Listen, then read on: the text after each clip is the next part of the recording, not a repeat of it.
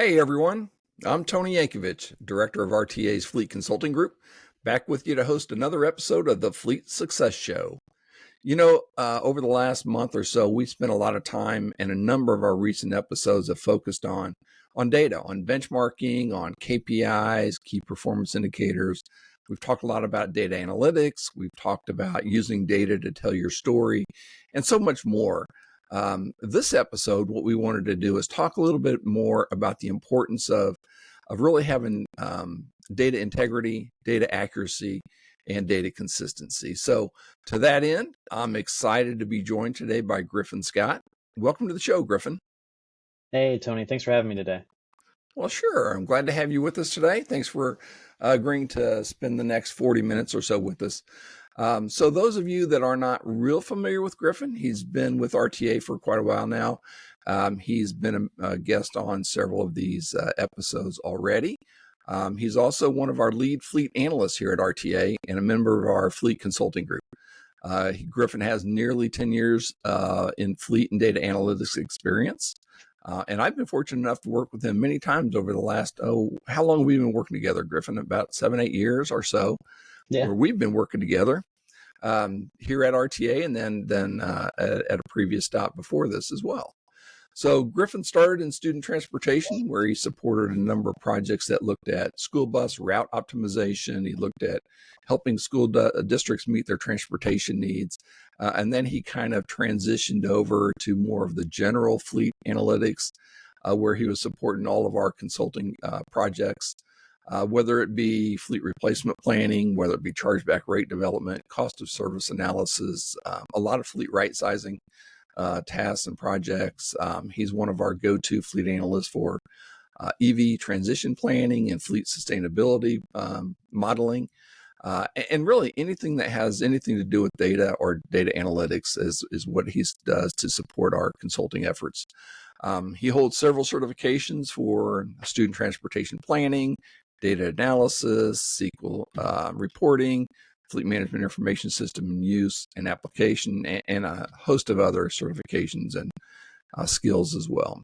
So let's jump right in it. Griffin, as one of our fleet analysts, you're dealing with fleet data every day, so you know better than most the importance of good data, because you're the one that has to either clean it up, normalize it, scrub it, and you're the one dealing with the results of bad data oftentimes. So for context, tell us a little bit about the kind of fleet data that you're typically using, you're typically analyzing, and that you manipulate on a regular basis.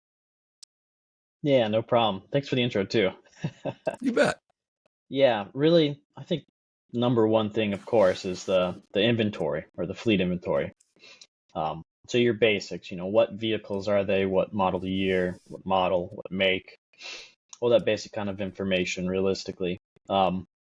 Probably the number one thing is the utilization of that fleet for the assets. How many miles, how many hours, whatever kind of way you really track utilization for vehicles.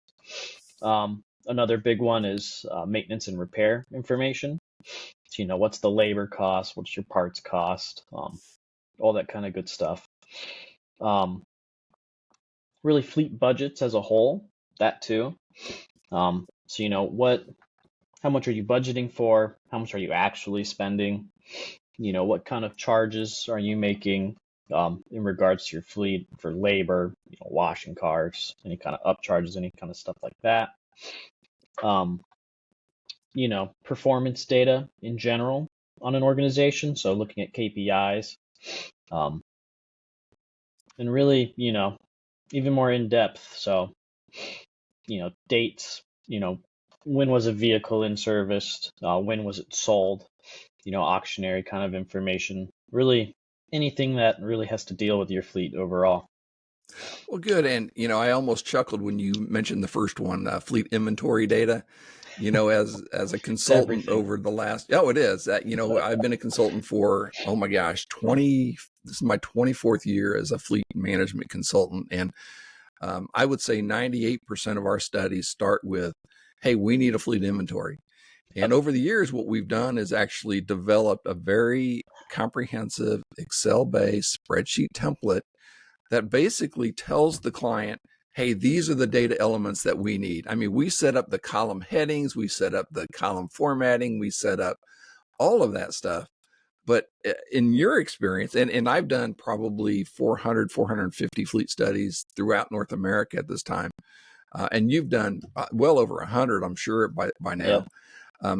What percentage of fleet studies that you've worked with and fleet inventories have you worked with have actually completed that fleet inventory template 100%? Oh man, it's got to be in the single digits as far as percentage, honestly. Exactly. There's always some piece of it missing, right? And that's okay. It's not the end of the world, quite honestly, and it's the reality we live in. So Well, it is. And, and it's a shame because so many people now are using fleet management information systems.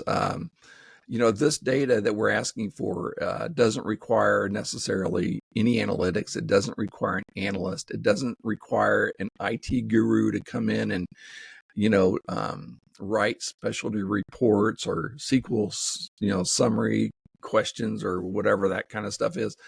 It really just means extracting the data that you have and exporting it to an Excel spreadsheet. And yet, oftentimes, we just don't get the information. And part of the reason is it's not there. So, we talk a lot about the accuracy of data collection and input into the system. So, what are some of the common data issues that you see with some of the clients that we work with? Well, like you just mentioned, probably the number one thing is just missing data in general.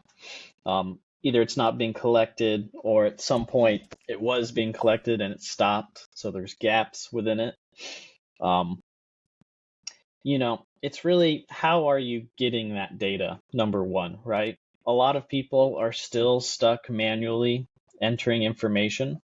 So the data might be there, but, it might not be very good, ultimately.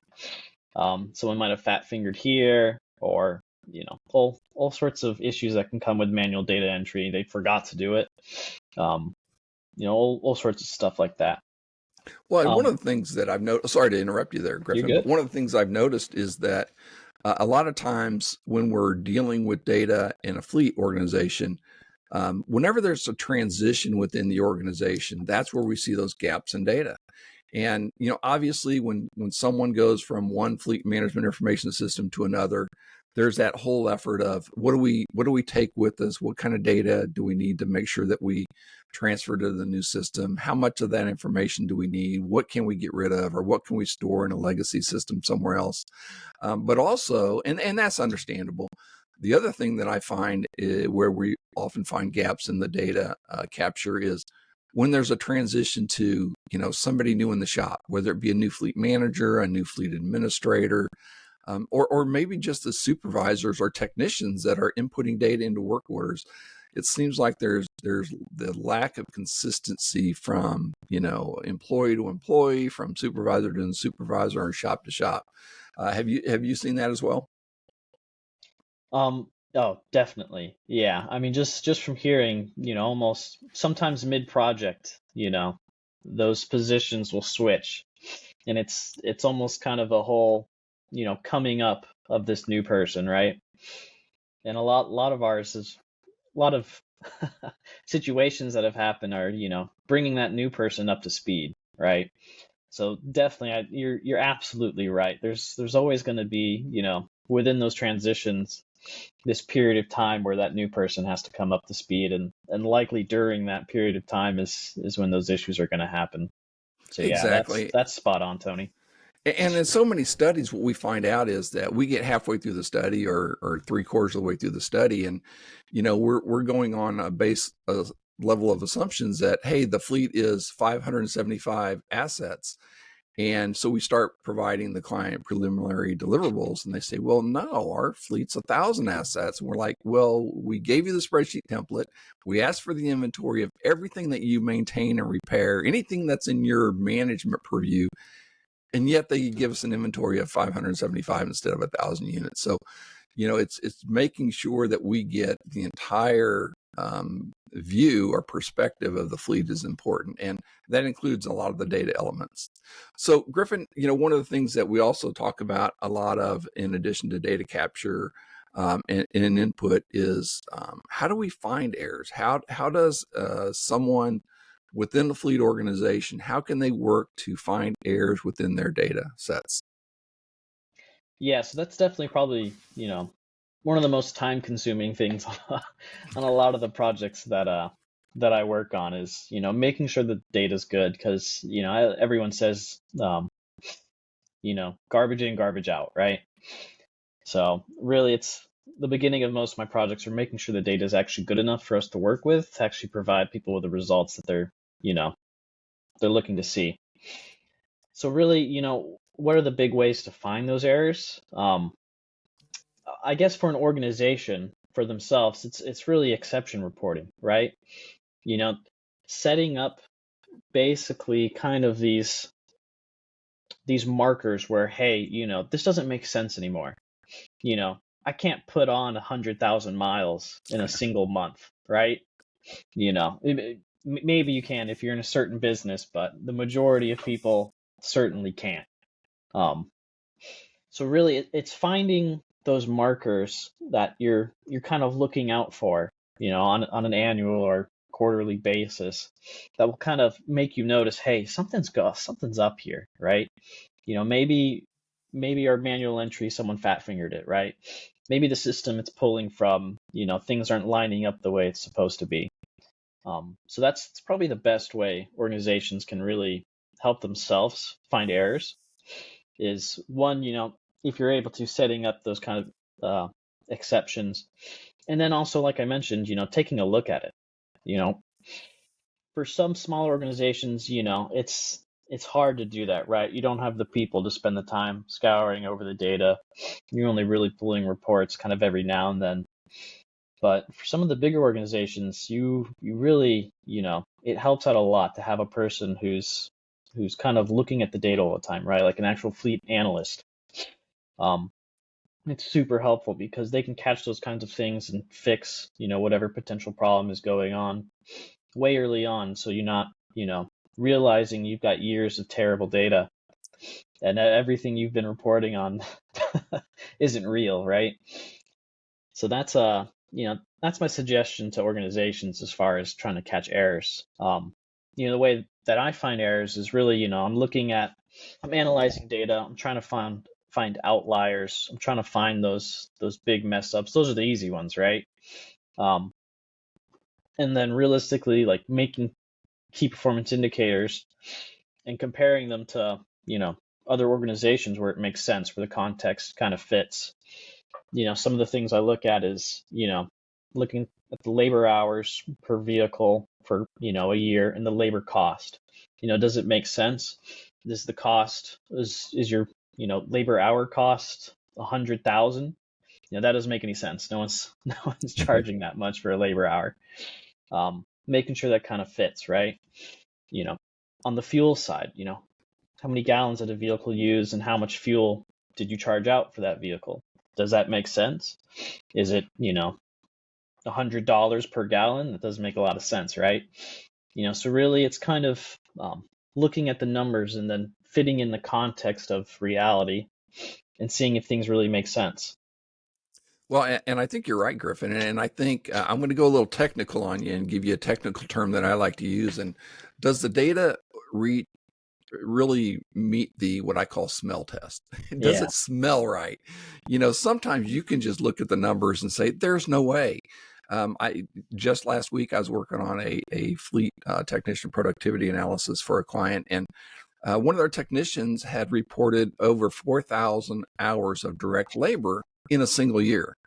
Now, we all know that, the standard work year is 2,080 hours. And, we would like to see a technician get between, somewhere 1,500, 1,700 direct labor hours per year, depending on the industry.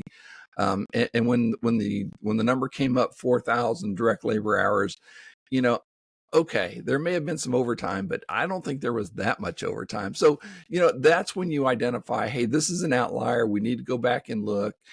And of course, a lot of times what happens on something like that is, and in this case, what they found out was the technician had clocked onto a job and they were doing real-time work order tracking. So he clocked on to a task. And then at the end of the day, or at the end of his shift, he forgot to clock off. And typically not a huge deal, but he had clocked off and had taken PTO for 2 weeks. And so that clock was running the whole time until someone finally found it. So there's a lot of reasons that happens. But I think, like you said, looking for those outliers, another one that's very common, and I do, and it's very simple. I'm not a data analyst like you are, Griffin, but I know my way around Excel quite well. And so what I do is if I look at the model years for fleet inventory, and even if the fleet inventory has 5,000 assets in it or more, with a simple sort or a filter, you can go in and look at, or even a pivot table, you can look at the model years and find those 1909 model years. And obviously we know, unless it's some type of antique or parade vehicle or something like that, that it's probably been a fat finger. It probably should have been a 1999. And then you dig a little further, you look at maybe the delivery date or the in-service date. And if nothing else fails, then you just simply run the VIN decoder and find out, when that vehicle was manufactured. So there's a lot of very simple ways that you can do that as well. And I think using the tools that you have at your disposal, like Excel, like sorting, like pivot tables, like filtering, is an easy way to find some of that stuff. Absolutely. So Griffin, we talked a lot about data consistency and integrity and inputting data. What are things that an organization can do to avoid these data errors to begin with? Yeah, so I mean, a lot of this stuff I've learned from you, Tony, just through all the projects we worked on. I think the number one thing from kind of the top level is policies and procedures, right? Like SOPs. Making sure that you've set it in stone. This is the process you need to go through. Look, you need to record this information every time you're doing a PM. All sorts of procedures and policies that really kind of set it in stone. So if someone's not doing it, you can point back and look like, hey, I'm not just asking you as a favor. You've got to do this. It's part of the job requirements, right? Another one is really kind of, utilize the systems that you have. I think nowadays almost everyone has an FMIS system, and a lot of them are very in depth, very big. They hit every single function, and it can be overwhelming for a lot of people to really utilize it. We've run into a lot of clients who don't like their FMIS system. And, most of the time what I've found is, realistically, it's not the system's fault. They're just not using it, to its full capability. They haven't been fully trained on it. And, maybe it's the system's fault for not being as intuitive as people like these days with all the operating systems that people have with phones and all that kind of stuff that make it super easy. A lot of them are dated. But, realistically, if you use that system to its fullest potential, it's kind of built in ways to kind of stopgap, really creating those errors in the first place. And a lot of it is setting up those systems to work for you, right? So there's a lot of time investment that you have to make. And like you're saying, Tony, any kind of transition period, you're going to kind of lose out on those steps if it's at the higher level that actually set that up, right? So I think it's taking the time to invest in your systems and really, help them help you. So I think in the long run, ultimately, once you have things going and it's smooth, you really don't have to pay that much attention to it other than making sure and checking that nothing crazy's happened out of the air, right? Exactly. And I think one of the things that people don't realize as much as they should is, that transition of the workforce is happening quite remarkably now. The average length of time that people are staying in a job for a millennial is 2 years. The baby boomers stayed in their positions 15 years on average. So with all this turnover and transition, SOPs, policies and procedures are so important. And I would even take it one step further. You always start with a policy and then you start with the procedure, but I like to add a work instruction. The work instruction is very specific.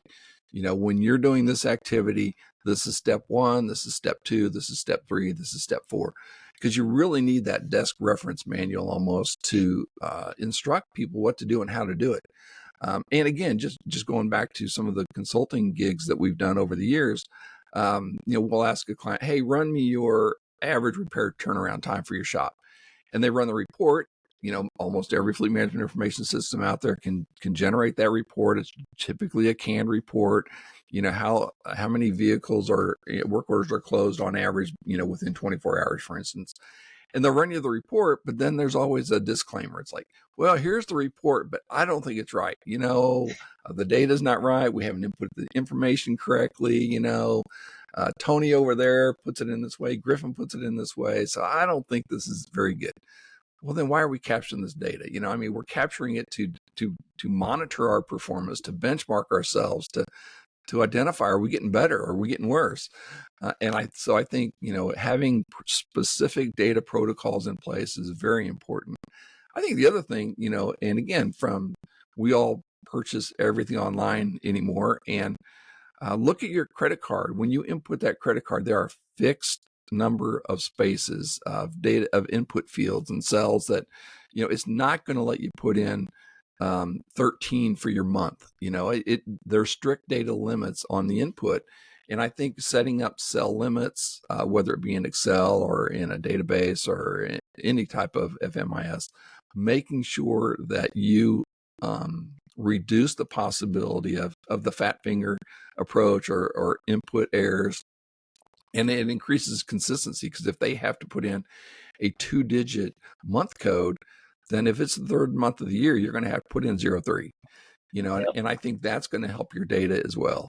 I like to, Griffin, you're not old enough to remember this, but a lot of times on the fuel management systems out there, they've always had, slide your card to get access to the fuel. Then it would say, enter your, PIN number or enter your vehicle number. And then, people realized that they could grab the mileage or odometer readings or hour readings off of a piece of equipment or vehicle. And so they said, enter your mileage. So what most people did at that time? They would punch in 99999 and hit the 5 digits, and then you would have access to fuel. Then they realized, we need to be smarter about this. We need to put mileage limits. So I think all fleet management or fuel management systems now have that functionality where you can actually put limits on it. So you can't put in a mileage greater than 750 miles from the last time you fueled up. So I think there's some limits that you can put on data input as well, whether it be your fleet management information system, your fuel management system, or even just analytics that you're doing outside of those systems. And think about just the even though we have all this technology, even though we have artificial intelligence and all these other resources at our fingertips now, think about work order systems, whether it be a fleet management work order system, a facility management work order system, public works work order system, whatever it is. Generally what you do is you have that technician that is doing the work complete the work order. And then there's always that supervisor that comes in, reviews what was input into that work order to make sure that, hey, they put 40 hours on this brake job when it should have been 4 hours. So someone just mistakenly added, a 0 to the 4 hours. So someone's looking at that secondarily to make sure that data has been input correctly. And so I think, having that second set of eyes, we do something here at RTA called internal peer reviews. And so even though, Griffin, I know you never make a mistake, I still think, when you send me something, I still look through it just to make sure that, hey, does this meet the smell test? Yep. And, it's always good to have that second set of eyes. So Griffin, what else? What other things that you think of that? How can we handle missing or bad data? So really, I think it's kind of, keeping up with those measures, I think, are really kind of the big way to do that. So, if you're not tracking KPIs, start tracking KPIs. I think that's probably the easiest way to kind of tell when something's amiss. Because realistically, you're taking your measurements, comparing them with each other to take a look at, important things. And what do I mean by when I say that? So, what's your miles per gallon, right? What's your average miles per gallon? That's probably one of the numbers that I look at the most to kind of tell with utilization for gallons and also miles, is something funky here, right? Are you getting 100 miles per gallon? Maybe with some of these new vehicles, I don't think so though. Definitely not with the diesel truck. We all wish.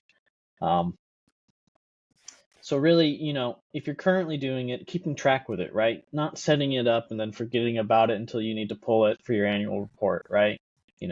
Really keeping close eyes on those things because, issues can happen in a moment, right? You're messing with some setting and then it changes everything. And if you're not paying attention, you're going to miss it until you finally look at it, right? Absolutely. So, also, if you have the time, if you have the person whose job it is, take a close look at the granular level of things. Take a look at, hey, is the police department reporting their utilization correctly? Are they getting 10 miles a day? That doesn't make a lot of sense for a police department, right? Kind of look at the data, but also add the context, right? A lot of people say, hey, is the data reporting? It's working? Okay, good. It's doing its job. I don't have to worry about this anymore. But a lot of the time, things can be working and it's not making any sense, right? It's not pulling from the right place. You're making those manual errors. Just because data is appearing doesn't mean it's correct, right? A lot of people just, hey, oh, it stopped. Now I have to worry about it, right? So, looking at that granular level of, does this make sense? I think is probably one of the biggest things that people can do because, I said missing data is a big issue earlier, but quite honestly, I'm getting data most of the time, at least in some sections, and it's just not good. It doesn't pass that sniff test, right? And that's just because people are seeing it come in and then they think it's fine. They don't have to worry about it anymore, even though, realistically it's not coming in correctly.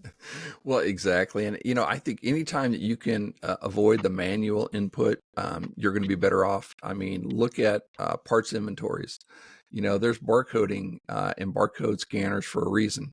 What it does is it eliminates that opportunity for failure. It eliminates the opportunity to make mistakes when you're transposing letters and numbers into a system. Look at the VINs. VINs are 17 digits for vehicles, and there's a reason that they don't use the letter I, O, or Q in a VIN because they can be transposed too easily. And Yep. so, there's reasons for the data protocol. The other thing that it's one of my pet peeves is the inconsistency in the way people input data into systems. And again, the most simple one is the make of a vehicle. How many times have we looked at, fleet standardization, for instance, and we go through and they list the make as Chevrolet. Okay, great. But then they make the list, the next one is Chevrolet, but it's misspelled. Then they use Chevy, then they use Chev, then they use GM. So, there might be 5 or 6 uses of the word or some form of the word Chevrolet in the system. And if you simply run a report on Chevrolet spelled the correct way, you might miss a whole group of data sets. And so whether, and even like the models, I mean, Ford, the F series trucks, is it F-150? Is it F-150 with no spaces? Is it F space 150? So the way that people put the data in the system is so important. And same way with department names. If I'm working with a city organization right now, and Department of Public Works. Is it Public Works? Is it Department of Public Works? Is it Public Works Department? Is it DPW? Is it PW? So, you really need a set of protocols. You really need to identify what it's going to be, and whenever possible, get that information either in a drop-down list or reference a department code number, and then bring in through a VLOOKUP or something the actual description of that. So I think there's a lot of ways to do that, and a lot of ways to do it properly that you can really clean up your data. Absolutely. Griffin, what other things do you have? Do you have any advice for people, down at your level, the fleet analyst or the analyst level that are inputting data in the organizations?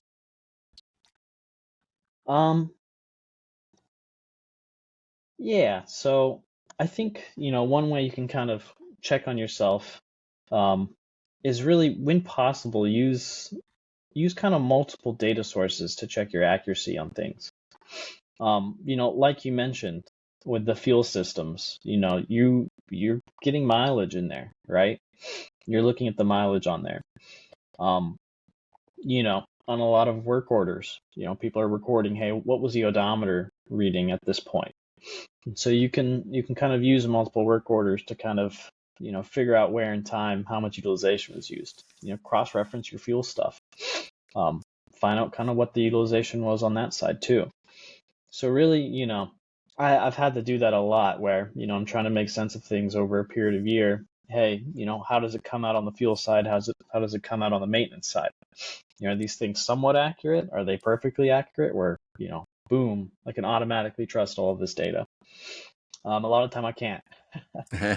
So, we'll have to go back to the client and talk to them and say, hey, which one do you think is accurate? Right. Which one do you think, you're actually tracking to a fine point? Well, one of the things that you said earlier, and you've said it a few times throughout the podcast today, is a context. How do we look at data in context? And that's one of the problems with hiring just an analyst or a data analyst. They're great with numbers. They may be, the best database, analyst in the world or whatever. But if they can't understand what the numbers mean in context, they're not going to know where those outliers really are. Yeah, you can do some statistical analysis and find outliers, but you're not going to be able to give the sniff test. And that's why one of the reasons that we really like having someone like you, Griffin, on our team. And you're a fleet guy. You're a fleet person. You understand fleet. You've been around fleet for the last 10 years. So, when we look at miles per gallon, when we look at utilization trends, when we look at cost or cost per AEU, if something's outlandish, you're going to recognize that. And that's what's important, I think. So I just wanted to come back and circle around and stress the fact that, that sniff test, that smell test, that understanding data in context is so very important. But with that, Griffin, I really want to thank you for joining us today. We're definitely going to have you on more in the future. You have great insight into this data world, somewhere that you like to live, and I don't necessarily like to live that deep in the numbers. But great having you on today. And for those out there, thank you very much for joining us again. If you have any comments, suggestions, questions, please reach out at podcast@rtafleet.com. We'd be more than happy to listen for suggestions for new topics for the show, to answer any questions that you may have, or reach out individually or directly to us through our website. With that, I think we'll sign off for today, and everyone have a great day. Have a good one, guys. Thanks for having me, Tony. Thanks, Griffin.